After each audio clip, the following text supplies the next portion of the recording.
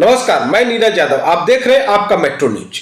खबर उत्तर प्रदेश के मिर्जापुर से है। बता दें कि आज सोमवार को जनहित संकल्प पार्टी के राष्ट्रीय अध्यक्ष डॉक्टर आर.एस. पटेल का काफिला मिर्जापुर पहुंचा, जहां सैकड़ों जनहित संकल्प पार्टी के कार्यकर्ताओं ने ढोल नगाड़ा माल्यार्पण के साथ श्री आर.एस. पटेल का स्वागत किया। वहीं स्थित सरदार पटेल की मूर्ति पर श्री आर.एस. पटेल ने माल्यार्पण करते हुए मीडिया से बातचीत की। मीडिया बातचीत में श्री पटेल ने योगी सरकार पर जमकर भड़के और बातें ही बातें में योगी सरकार के नवनियुक्त प्रदेश अध्यक्ष को लेकर बड़ा बयान दे दिया। देखिए ये रिपोर्ट मिर्जापुर से हमारे सहयोगी संवाददाता कृष्णा पाल की खास रिपोर्ट। राष्ट्र निर्माता लौह पुरुष सरदार वल्लभ भाई पटेल साहब के चरणों में, कदमों में नमन।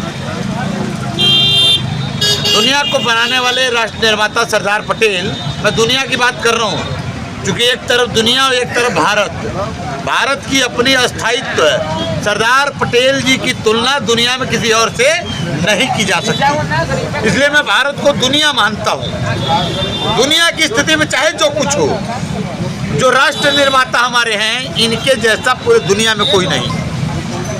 आज की जो परिस्थिति पूरे भारत में है, एक तरफ सरदार पटेल जी ने 565 रियासतों को एक करके बनाया था, दूसरी तरफ आज जो संघ पोषित भाजपा है वो भारत को पूरा खंड खंड विभक्त करने की तरफ आगे बढ़ रहा है।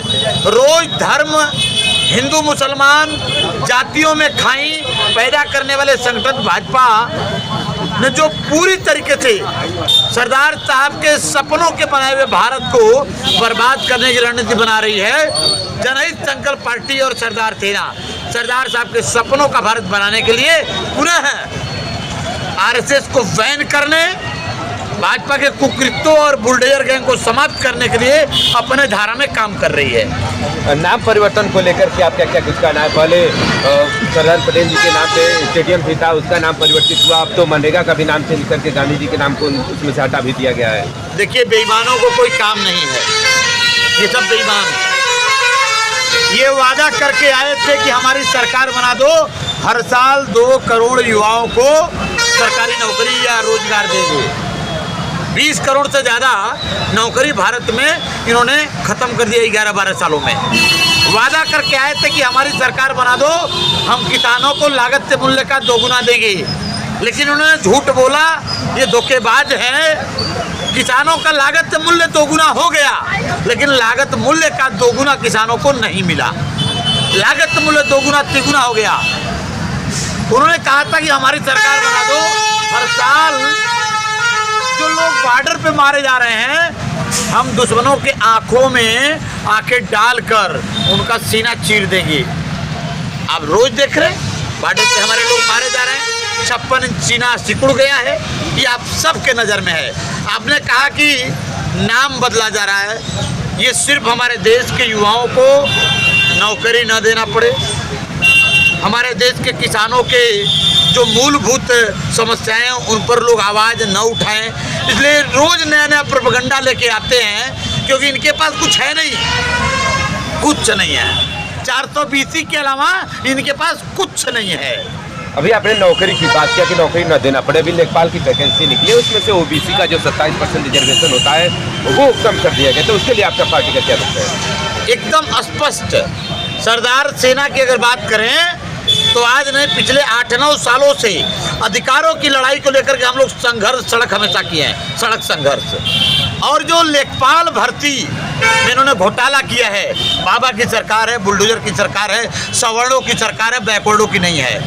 अलग बात है कि बैकवर्डों को जूता उठाने और दरी बिछाने के लिए प्रदेश अध्यक्ष बना दिया जाए, अलग बात है। बात बोल रहे हैं। हाँ बिल्कुल, कई बार के सांसद भी हो रह चुके हैं। भाई दरी बिछाने के अलावा और क्या दिया उन्होंने? अगर इतना हैसियत होता पटेलों के लिए तो वो मुख्यमंत्री बना देते। मुख्यमंत्री नहीं बनाएंगे, वोट लेंगे आपका, संगठन का दरी बिछवाएंगे आपसे, लेकिन सरकार बनाने का नंबर आएगा तो पंडित जी को, बाबू साहब को बना देंगे और फिर आपका आरक्षण, आपकी नौकरी फिर खत्म हो जाएगी। 69,000 शिक्षक भर्ती में पूरे देश में आंदोलन हुआ, पूरे देश में आवाज गई, केंद्र की सदन में गया, लेकिन मिला क्या? बाबा जी का ठुल्लू। क्या मिला?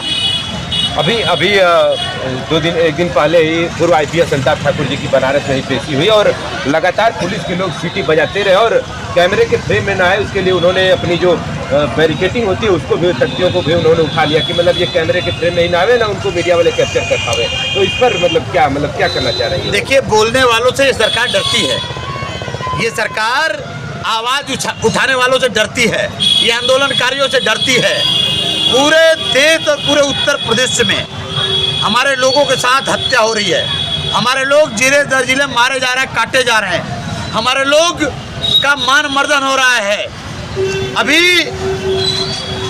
बहराइच में एक किसान खाद की बोरी मतलब खाद लेने गया, वहाँ पर कोऑपरेटिव सोसाइटी के मनुवादी विचारधारा से ग्रसित व्यक्ति ने गोली से मार देने की धमकी दे दिया।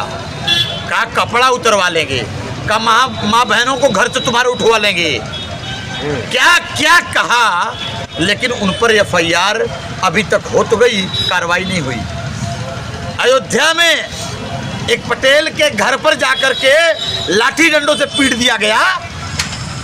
बड़े मेहनत के बाद जब हम लोगों ने आंदोलन किया तब जाके गिरफ्तारी हो रही है। प्रतापगढ़ में अभी एक पटेल की हत्या हो गई और 41 विधायक उत्तर प्रदेश में कहने को हैं। उत्तर प्रदेश में 11 पटेलों के सांसद हैं, पटेल तमाम मंत्री हैं, MLC हैं, प्रदेश अध्यक्ष भी बना दिए गए अब तो। लेकिन आपके लोग मारे जा रहे हैं, मान मर्दन हो रहा, स्वाभिमान कुचला जा रहा। काहे इनकी बोलती बंद है? अमिताभ ठाकुर साहब जैसे लोग जब आवाज़ उठाएंगे, कैमरे के कैद में न आवे, कोई मीडिया वाला बाइट न ले ले, सरकार की नींव ही न हिल जाए, इसलिए ये डरते हैं। अभी यहाँ पर पार्टी के आपके मोटो को लेकर तो पहले भी बात हो चुका है, लेकिन क्या मतलब मिर्जापुर में आगमन हुआ है, चुनाव को लेकर भी कुछ तैयारियाँ चल रही है क्या? भाई पार्टी बनेगी, कार्यकर्ता तैयार होंगे तो चुनाव तो लड़ेंगे। ये पूरे उत्तर प्रदेश में अभी संगठन की हम तैयारी कर रहे हैं, संगठन डेस्क तक हमारा काम कर रहा और जल्द ही पंचायत चुनाव से ये अभियान शुरू होकर आगे सरकार बनाने और वंचितों को उनका संपूर्ण अधिकार दिलाने तक जंग जारी रहेगी। अभी जहाँ पर आप माल्यार्पण करने पहुँचे हैं, इनकी दिन और दशा हम पहले भी बात कर चुके हैं और जो सत्ता पक्ष के लोग थे उनसे भी हमारी बात हुई तो उन्होंने कहा कि हमने एस्टीमेट बना दिया, जल्दी निर्माण हो जाएगा, लेकिन इसके पीछे शौचालय की कुछ मतलब शौचालय बना दिया गया इसको पीछे की तरफ, जो इसके लिए फिर आपकी पार्टी मतलब कुछ कर रही है यहाँ पर मिर्जापुर में?